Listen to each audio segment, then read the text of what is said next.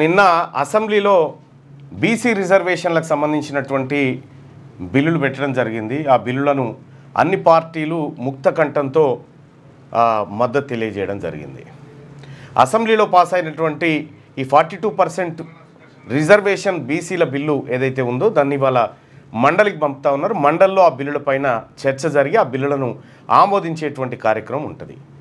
అయితే ఈ ప్రక్రియలో నిన్న ఆ బీసీ బిల్లులకు సంబంధించినటువంటి అంశంలో ఎక్కడన్నా ఇతర పార్టీల నాయకులు ఇబ్బంది పెట్టగలనేటువంటి ఒక భయం అయితే ఉండే. కాంగ్రెస్ పార్టీ ప్రభుత్వం 42% రిజర్వేషన్ బిల్లు తీసుకొస్తున్నటువంటి క్రమంలో భారతీయ జనతా పార్టీ కొన్ని వ్యాఖ్యలు చేసింది. ఇందులో బీసీల్లో ముస్లింలను కలిపారు అనేటువంటి ఓ వ్యాఖ్యలు చేసింది. ఆ తర్వాత బీఆర్ఎస్ పార్టీ ఇప్పుడున్నటువంటి అవకాశాల్లో ఇవ్వకుండా మీ చేతిలో ఉన్నాయి అవి ఇవ్వకుండా కొత్తగా వీళ్ళకి ఇస్తారనేటువంటి చర్చలు వాళ్ళు లేపినారు.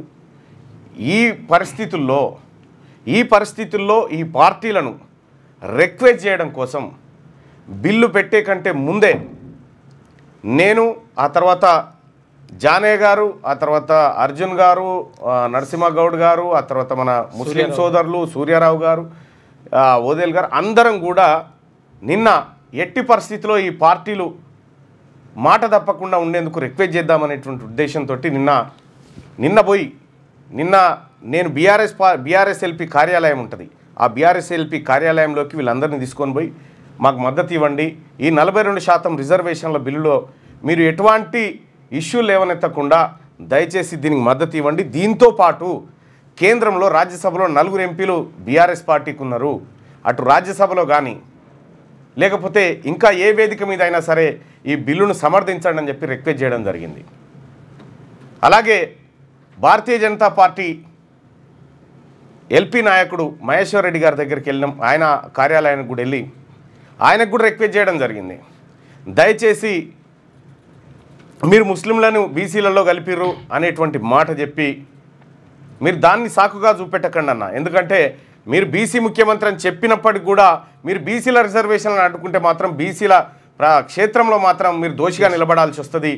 దయచేసి ఆ పని చేయకండి.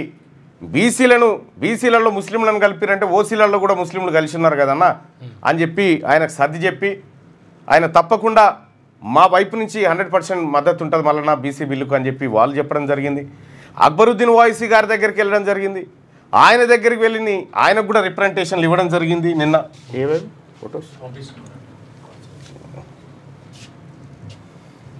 ఇక్కడ మహేశ్వర్ రెడ్డి గారి దగ్గరికి వెళ్ళడం జరిగింది.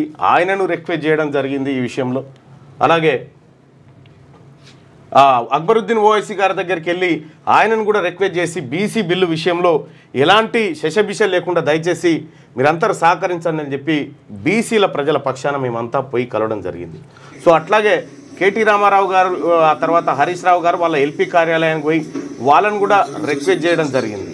ఈ రిక్వెస్ట్ చేస్తున్నటువంటి క్రమంలో చాలామంది ఇక మళ్ళా సేమ్ తీన్మార్ మల్లన్న బీఆర్ఎస్లో చేరుతుండు, ఇదొక్కటే దింపిరు, ఇదొక్కటి దింపి తీన్మార్ మల్లన్న బీఆర్ఎస్లో చేరుతుండు.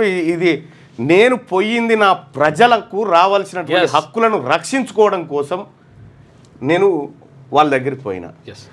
సేమ్ టైం అక్బరుద్దీన్ ఓవైసీ గారి దగ్గరికి పోయినా. ఇక ఈ ఫోటోలు బయటకు వస్తే ఎంఐఎంలో చేరిండు అంటారేమో, ఈ ఫోటోలు బయటకు వస్తే ఎంఐఎంలో చేరిండు, ఇదేమో బీజేపీలో చేరిండు అని చెప్పి ఇట్లా రకరకాలుగా అనుకుంటారు. కానీ ఒక్కటి మాత్రం సత్యం ప్రజలారా, నా ప్రజల కోసం, ఈ బీసీ ప్రజల హక్కుల కోసం, ఈ బీసీ ప్రజల రిజర్వేషన్ల కోసం, ఈ బీసీల ప్రజల బతుకులు మార్చడం కోసం బొంత పురుగును కూడా ముద్దు పెట్టుకునే సూత్రం ఉంది చూడు, అగో ఆ పనికి కూడా మేము సిద్ధంగా ఉన్నాం.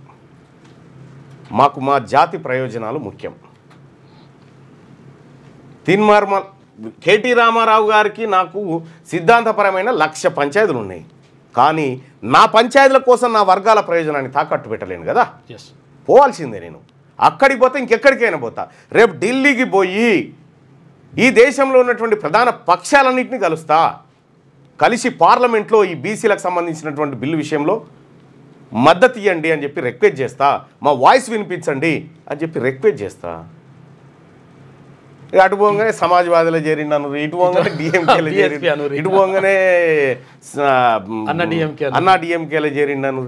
కానీ మీరు ఏమనుకున్నా కూడా చర్చ నా మీదనే ఉండాలనుకున్నా బస్ థ్యాంక్ యూ మీ అందరికి కూడా.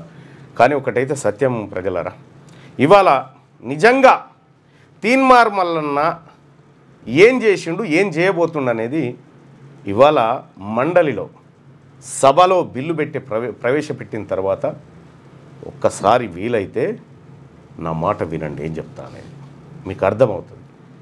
అంటే మీరు మీ హక్కులు కాపాడుకోవడం కోసం, మీరు నిధులు కొల్లగొట్టడం కోసం, మీరు ఇంకేమైనా చేయడం కోసం మీరు పార్టీలన్నీ పక్కకు పెట్టి ఒక ఇంట్లో కలవచ్చు. కానీ నేను పట్టబగట్టిలి నా ప్రజల హక్కుల కోసం పోయి వీళ్ళందరినీ, ఈ పార్టీ నాయకులు ఉన్నారు కదా వీళ్ళందరినీ రిక్వెస్ట్, వాళ్ళకి సభ్యులు ఉన్నారు కాబట్టి రిక్వెస్ట్ చేస్తూ ఉన్నాం.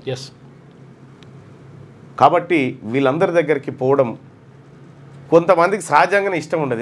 ఎందుకుందంటే అమ్మ ఇంత ప్రయత్నం చేస్తారా, చేయకూడదు కదా, ఎట్లున్నారో అట్లుండాలి కదా అనేటువంటి వ్యవహారాలు చేస్తారు. మీరు ఎవ్వరు ఏమనుకున్నా, మీరు కిందేసి రాసుకున్నా ఈ బీసీల హక్కులు, వాళ్ళ ప్రయోజనాలు, వాళ్ళ రిజర్వేషన్లు, వాళ్ళ అవకాశాలు మాకు ప్రాధాన్యత గల అంశాలు. వాటి కోసం ఏదైనా చేస్తాం. పరికంపను కూడా కౌగలించుకుంటాం. ఆ విషయంలో మాకేం శశబిషలు లేవు. 1000 మెట్లైనా దిగుతాం మా జాతుల హక్కుల రక్షణ కోసం.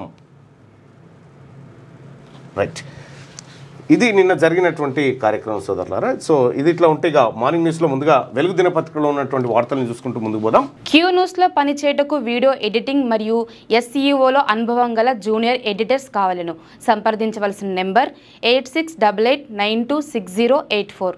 లేటెస్ట్ న్యూస్ తెలుగు మరియు ఇంగ్లీష్ అప్డేట్స్ కోసం ఇప్పుడే క్యూ న్యూస్ అఫీషియల్ యాప్ని ప్లే స్టోర్ నుండి డౌన్లోడ్ చేసుకోండి. సరికొత్త సమాచారాల కోసం క్యూ న్యూస్ వెబ్సైట్ని ఫాలో అవ్వండి. ఛానల్లో ప్రాంతీయ, జాతీయ, అంతర్జాతీయ వార్తలు వీక్షించండి. లైక్ చేయండి.